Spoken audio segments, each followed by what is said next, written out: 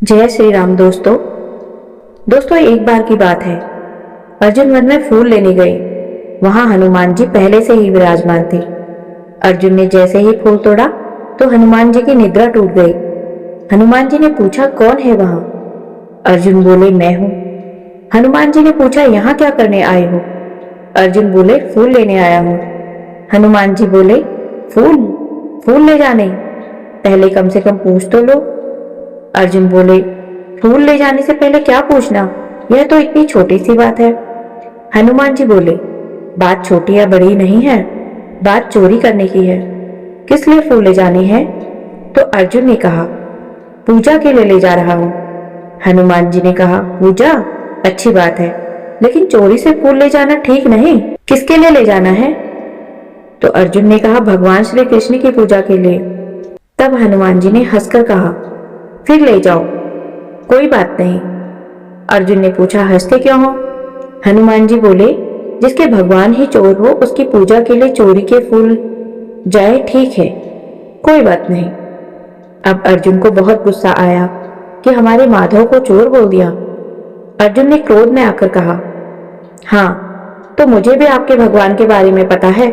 उन्होंने बानर और भालू से पुल बनवा दिया। बहुत बड़े महारथी है ना, यह उनकी ताकत है। युवा छोटे छोटे भालू से पुल बनवा रहे हैं। अगर इतने ही ताकतवर हैं, तो उन्होंने बाण से पुल क्यों नहीं बना लिया? हनुमान जी ने कहा, क्या तुम बाण से पुल बना सकते हो? हाँ, बिल्कुल बना सकता हूं, अर्जुन ने कहा। हनुमान जी ने कहा, देख लो, लेकिन ध्यान रखना, जो पुल भगवान ने बनाया था वो बहुत शक्तिशाली था। उस पुल पर पूरी वानर सेना लंका पार कर गई थी। तुम्हारे बनाए पुल से उसका एक बानर ही निकल जाए तो हम तुमको शक्तिशाली मान लेंगे। अर्जुन बोले, हाँ, बिल्कुल बना सकता हूं। हनुमान जी ने कहा, अगर टूट गया? तो अर्जुन बोला, नहीं टूटेगा। हनुमान जी बोले, फिर भी अगर टूट गया तो? तब अर्जुन बोले, अगर मेरा बनाया पुल टूट गया तो मैं अपने आप को आग में भस्म कर दूंगा। क्षत्रिय हूं, वादा करता हूं।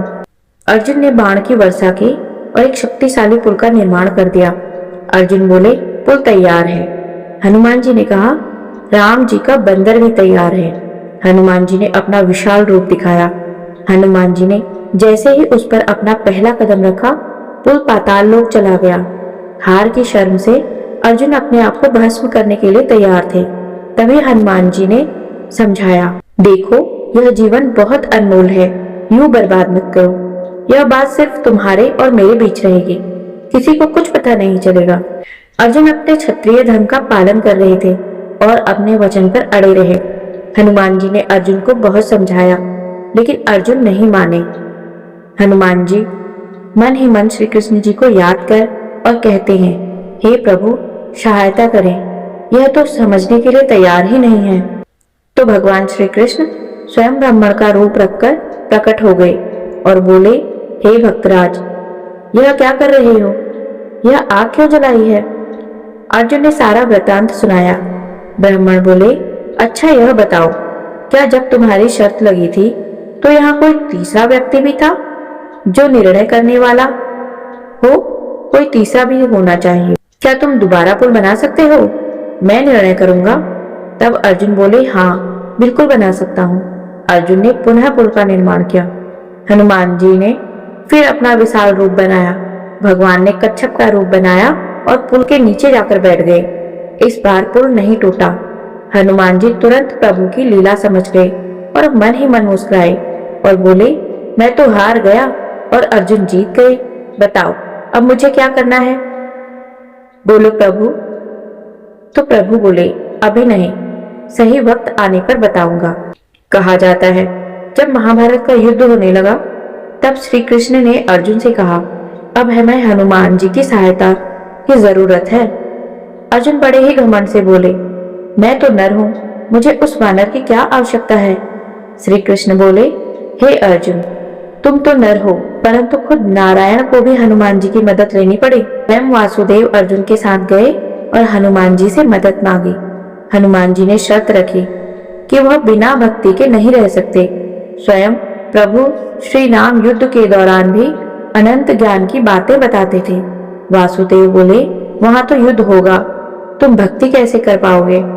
कहते हैं हनुमान जी स्वयं ध्वज के रूप में अर्जुन के रथ पर सवार थे, इसीलिए अर्जुन के रथ का नाम कपिध्वज रखा गया।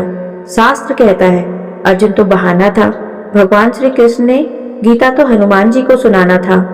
महाभारत में कर्ण और अर्जुन के रथ में टकराव होता था।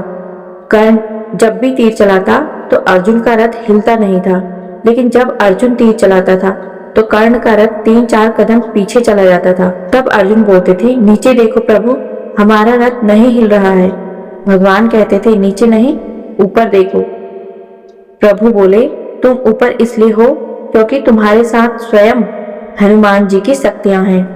जब युद्ध खत्म हो गया तो श्री कृष्ण ने अर्जुन को रथ से उतारा और फिर स्वयं उतरे। फिर उन्होंने हनुमान जी को इशारा किया और जैसे ही हनुमान जी रथ से उतरे, अर्जुन का रथ धू धू कर जलने लगा और जलकर भस्म हो गया। अर्जुन को बहुत आश्चर्य हुआ। उन्होंने पूछा, यह रथ कैसे भस्म हो गया? श्री कृष्ण जी बोले, रथ तो बहुत पहले ही भस्म हो चुका था। यह तो हनुमान जी की कृपा थी जो उन्होंने रथ को बचाए रखा था। जीवन में सदैव याद रखे, चाहे जितने भी संपदा बना लो, खूब धन कमा लो, कभी भी अहंकार की भावना अपने अंदर मत आने दे। अहंकार ने बड़े बड़े लोगों को डुबो दिया है।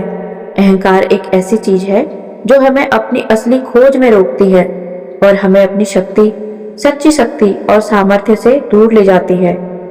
यह हमें दूसरों से ऊंचा दिखने की भावना दिलाती है, परंतु असल में हमारी अंतरात्मा को कमजोर बनाती है। हमें अपने कर्तव्यों का पालन करना चाहिए, परंतु अहंकार के बिना।